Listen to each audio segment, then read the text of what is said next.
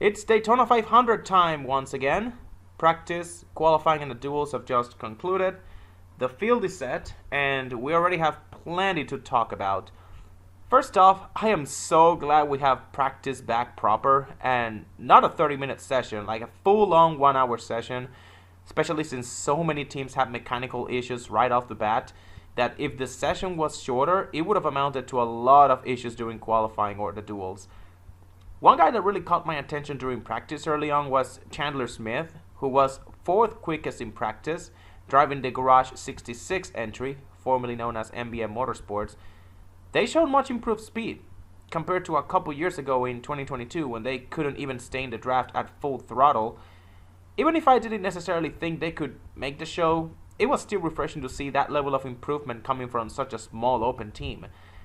And speaking of open teams, this year's field was absolutely stacked. Not just the biggest entry list we've seen in the last 10 years with 45 cars total, it was also primed to be one of the most competitive. Look at some of the names: Jimmy Johnson, Martin Truex Jr., Justin Allgaier, Helio Castroneves, to go along with the aforementioned Smith, as well as JJ Yeley, McLeod, Corey LaJoie, Anthony Alfredo. Now, qualifying was pretty weird.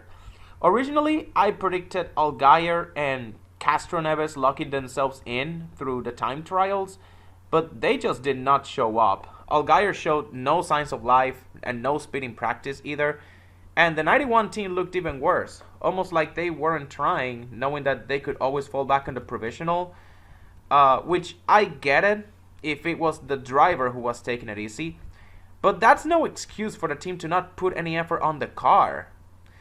Instead, the two drivers that locked themselves in on qualifying were Truex and Jimmy Johnson. Ironically, the two guys that I thought would race their way in through the duels. And this is huge for Toyota especially because last year, not a single Toyota qualified inside the top 20. So for them to come back a year later and have their two open cars lock themselves on day one is huge. And across the board, the Toyotas look really fast too.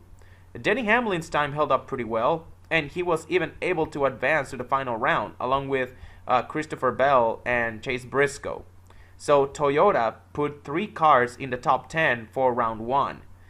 And Briscoe ended up posting the fastest time in round 1, and it wasn't even close. He was like 1 whole tenth over second place. And speaking of that second place car, that was Ryan Preece. He held the fastest time in round 1 for a pretty long while, up until Briscoe happened, and I believe that 19 car was the last to hit the track too. So yeah, Preece was another one of those guys who really surprised me, especially when he backed it up in round 2 of qualifying with a 3rd place effort. And again, he would have locked himself in the front row if Chase Briscoe didn't knock him off again at the last second, and in the process give Toyota their first ever pole in Daytona 500 history. On his first ever start with Toyota too, of all the drivers that could have won the pole for the Daytona 500, it had to be Chase Briscoe of all of them. So the front row for this year's 500, assuming they didn't wreck in the duels, was a Toyota inside and a Ford outside because Austin Cindric qualified second. On the other end of the spectrum, however, we have Hendrick Motorsports, who are, well, you could also say Chevrolet as a whole, but especially Hendrick Motorsports, they're historically known for qualifying well in the 500. Only one Hendrick car advanced to the second round. In saying that, however, the few times Hendrick has not won the 500 pole, they have gone on to win the race. So if I was a Hendrick guy, I wouldn't be worried too much about qualifying. If anything, it probably means their focus is on handling in the draft over raw speed. But yeah, the only Hendrick car who made round 2 was Larson, who just barely made it in 10th and got out-qualified in round 2 by Ty Dillon. And shout out to Ty Dillon though, because he ran a pretty fast lap that stayed in the top 5 for most of round 1 up until the very end. And overall, him and his brother Austin were the 2 fastest Chevrolets in qualifying. Who would have thought? The Dillon brothers. Anyways, moving on to the duels. the start of the day looked pretty bleak. Practice for ARCA and also the truck series was literally washed out due to heavy rain and lightning in the area, but as the day turned to night, the skies cleared, and thankfully the duel's progress to schedule. It's definitely cause for concern as far as the weather goes though, because up to a 50% chance of rain was forecast for the weekend. Now, Duel 1, I expected this to be the duel, because as far as the open cars went, it was pretty stacked.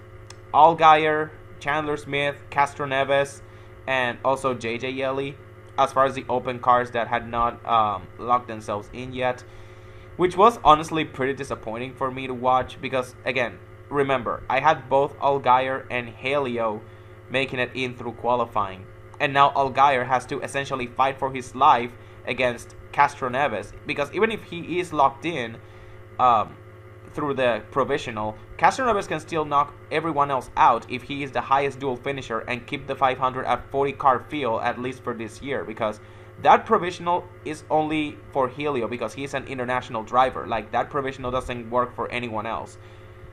Sadly, that was not the case, as Helio was involved in an early wreck caused by the fellow open car of Chandler Smith moving down in front of Justin Haley, thinking that he was clear when he wasn't.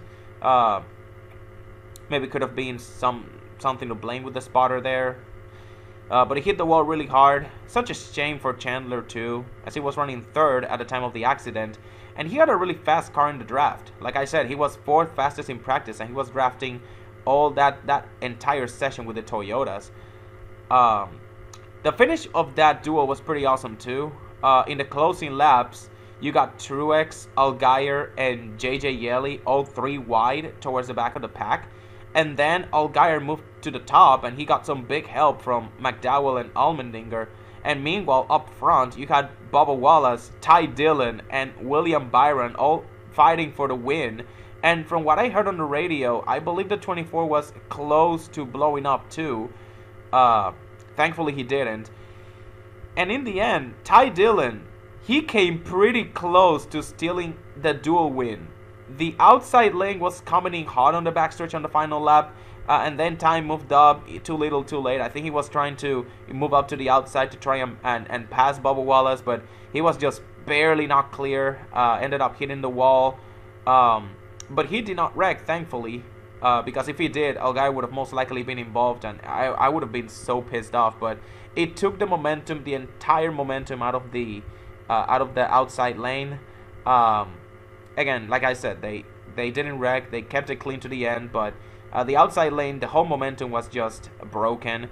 Bubba Wallace ended up winning, and Allgaier held on to finish 9th, and he advanced into the 500, which means that for the first time ever, Junior Motorsports, on their first ever Cup Series start, they have made the Daytona 500. So Allgaier joins Truex, Johnson, and Helio Castroneves. The four guys that I thought will move to the 500, will make the 500, are the four guys who made it. Even if Helio will have to use a provisional, unfortunately. But hey, all the four open drivers I wanted to see advance did, so I'm pretty happy with the outcome, even if they didn't necessarily advance the way I thought they would. So after such an amazing Duel 1, I expected Duel 2 to be anything but that. And that's just how it goes most of the time. One of the duels offers more than the other. And as far as the open cars went, clearly Duel 1 had all of the big dogs. Duel 2, they only had Corey LaJoie, Anthony Alfredo, and BJ McLeod. And considering how fast LaJoie was in qualifying compared to the other two open cars, I expected him to easily lock himself in. Hell, that 0-1 was much faster than his charter teammate in the 51, Cody Ware. Cody Ware was dead last in qualifying, by the way. And again, I was proven right. Because while there was plenty of on-track action, owing to the fact that we were racing on a super speedway, this second duel was largely uneventful compared to Duel 1, at least until green flag pit stops happened and the field got shuffled out. Some penalties were handed out during that whole sequence too. Larson, Hamlin, Keselowski, just to name a few.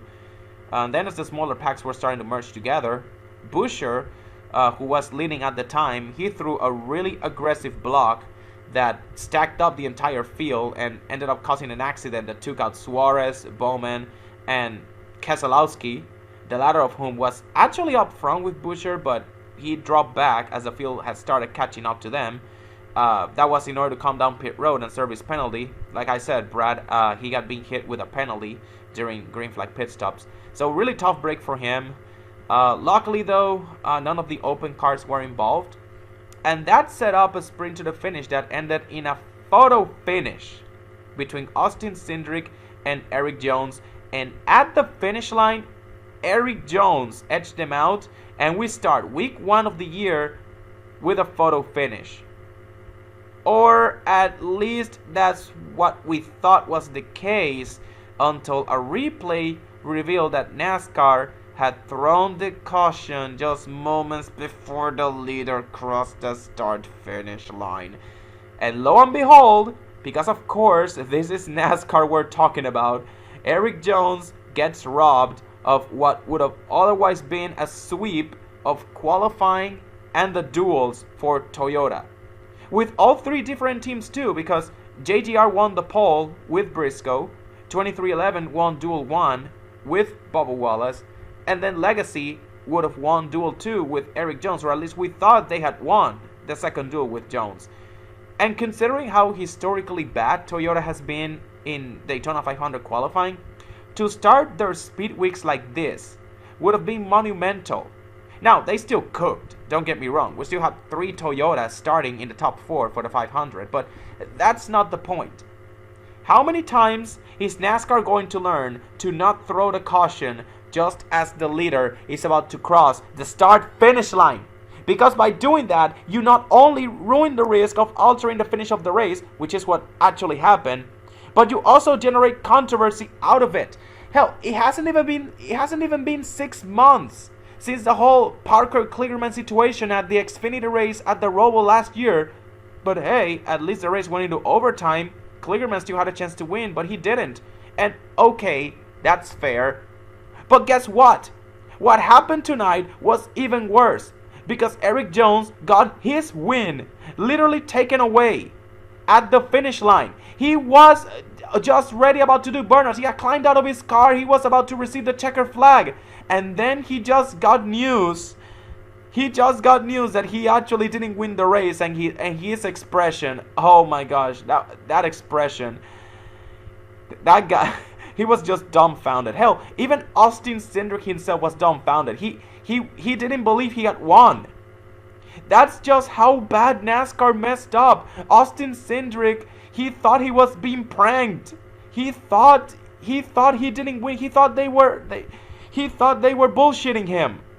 Oh, but NASCAR threw the caution lights because they didn't want more cars running into each other. It was a good call. Motherfucker, they were a couple of yards away from the start-finish line. I don't want to hear it. I don't want to hear that. It's only week 1 of the year. The first race hasn't even started yet. We are still in race number 0 of 36 people. If this is how they're going to officiate races moving forward, we are in for a long season. New year, same old NASCAR. But anyways, shout out to Austin Cindric. None of what I said was his fault. He drove a great race. I'll even go as far as saying this win is even more impressive than Bubba's win, controversy notwithstanding, because Cindric, he already had his front row spot locked up via qualifying, and all he had to do was bring the car back in one piece for him to keep his starting spot. There was literally no incentive for him to race that hard, other than, I guess, the 10 bonus points for the championship that you get for winning the duel race. But yeah, the duels were great, but they could have ended with a bang. This could have been the 5th photo finish in the last 12 months, because it hasn't even been a year since that epic Atlanta photo finish. I think we're just a few weeks removed from that 1-year anniversary of that race. But no, NASCAR decided that apparently we can't have nice things this year. Again, new year, same old NASCAR. Also, Corey LaJoie locked himself into the 500 among the open cars in this duel. That's it. We're done.